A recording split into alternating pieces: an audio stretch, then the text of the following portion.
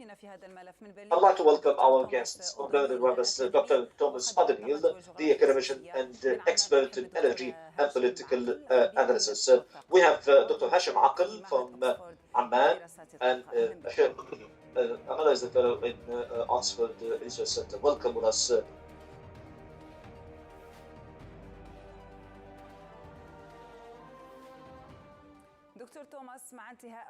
Let me start with Dr. Thomas. Dr. Thomas, now that the energy transit agreement is coming to an end, how will this cost Europe? Now, Europe is losing part of the supplies. We know that Europe suffered a lot since the beginning of the war between Russia and Ukraine. However, today, now that the energy transit or the gas transit agreement has come to an end, what does Europe expect? Well, thank you for having me on again. This will, of course, have an effect on Europe, and there's a big scramble amongst people who trade natural gas. Russia supplies I think it's about 15% of Europe's gas. It's way down from 45% before the war began. So it's a significant decrease, and Europe doesn't generally want their gas. They say they're not going to take their gas in the future. However, about 15% still comes from Russia, and about a third of that 15% comes across Ukraine, and that's what we're talking about here, will be cut off. Now, these countries who are mostly affected by this are especially Slovakia. Slovakia makes a lot of money, about $500 million a year, by transiting the gas. The leader of Slovakia is crying quite a bit. This is going to be hard for him. But mostly it's money he makes on transiting the gas. He will also, it's something like 150 million, it's estimated, higher cost in gas by not getting it from Ukraine. But they can do fine. Other countries that get some of this gas are Austria and Hungary. But there are other ways they can get gas. So it won't be like they're without gas, but it will cause somewhat higher prices. And that's the worry.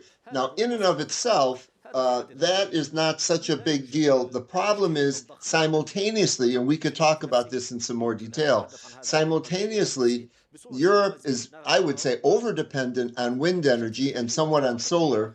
And during the month of November and early December, they had an unusual weather condition. The jet stream this year has come down much farther south, so it was much colder. It was still, there was no wind, and there was very little sun. The Germans call this Dunkelflaute. And so they had to massively use natural gas that was in storage. They had extra gas in storage this year. That's been run down to about average. So in and of itself, they were going to need more natural gas, and that's driving up the price of natural gas. Especially as the winter ends, it will drive up the price to fill the reserves again for the following year.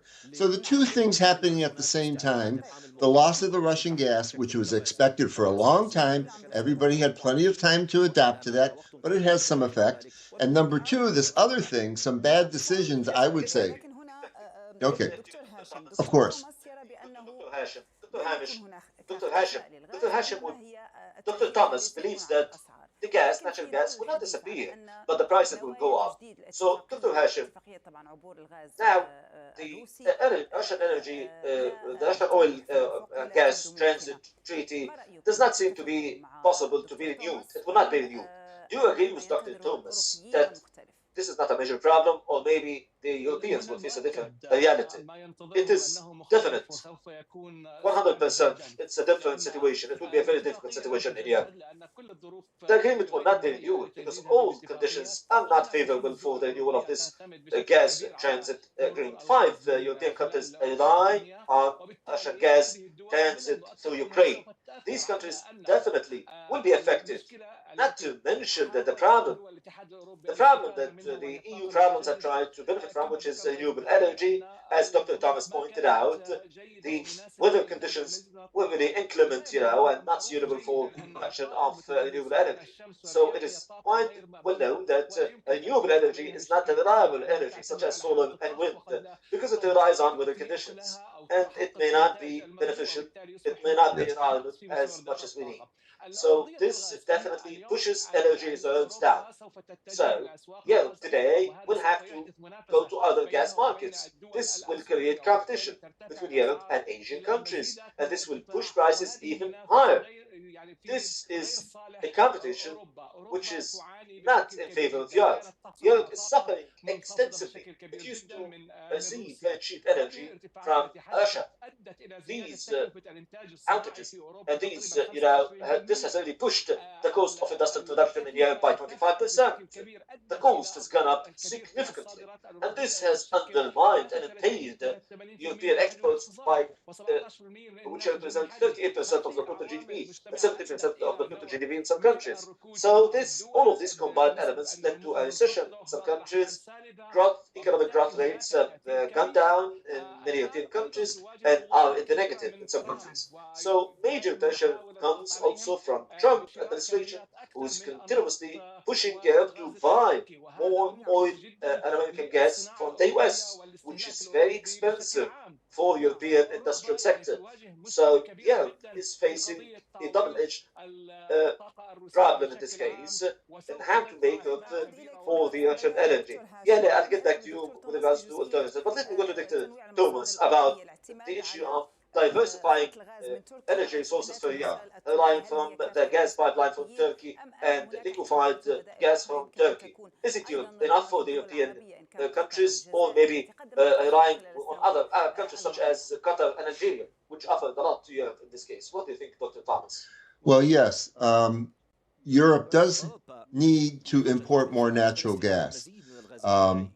It's not only the fact, well, let me just say, I think Europe has made some unwise decisions in their energy policies, in the energy transition, the overdependence on renewables, which I discussed earlier, and my colleague in Amman has also discussed. But another thing, the Europeans believe, or the European Commission, I should say, the present Commission believes that in 10 years or so, they won't need more natural gas. They're going to replace all this natural gas with hydrogen. Now, I think this is a very unrealistic plan, but it's an ideological plan. And so, as you know, for example, you mentioned Algeria. They want hydrogen from Algeria, massive amount to replace natural gas. They want it from many other countries, from Norway.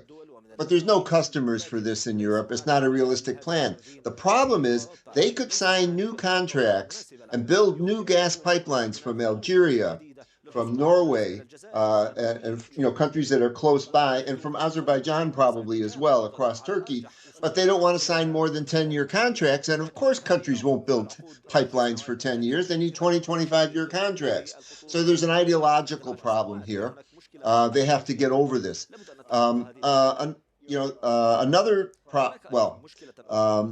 That's the main thing I would stress at this point. طيب هنا دكتور هاشم، إذا ما تحدثنا عن البدائل المتوفرة بالنسبة للأوروبيين من المنطقة، يعني لدينا قطر أصبحت coming from the region. Qatar has become a major supplier for the Europeans. It signed a long-term agreement with Germany, France, with Italy, with the Netherlands. Algeria as well has a major share. It really surpassed at a certain point. It surpassed the Russian share in terms of natural gas here. So do you believe that Arab countries are moving really, the lifeline for the Europeans in terms of energy? No, I don't think so. Because there is massive need for energy production, for energy in Europe, and the entire Arab production in gas is not enough for Europe.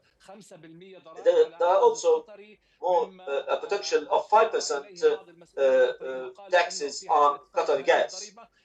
Qatar officials said that in this case, Qatar would stop sending gas to Europe, and we will be only exporting to Asian countries which have long-term contracts with Qatar.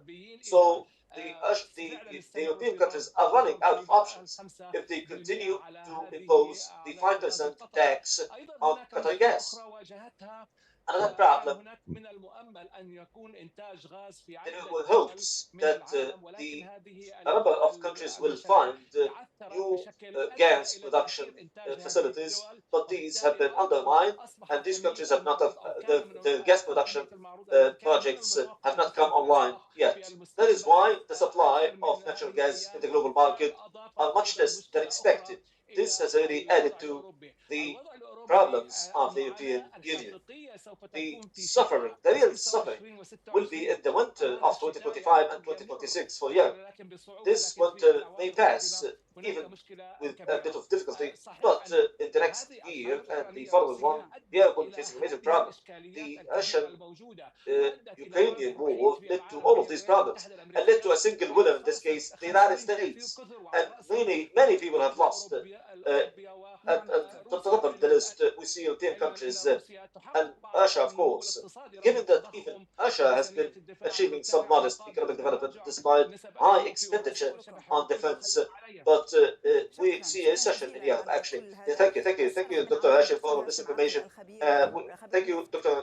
Hashim Aql, the expert from oil and energy and the fellow at Oxford Research Institute. We'd like to thank Dr. Thomas O'Neill, the energy and geopolitical analyst and expert who joined us from Berlin. Thank you for being with us.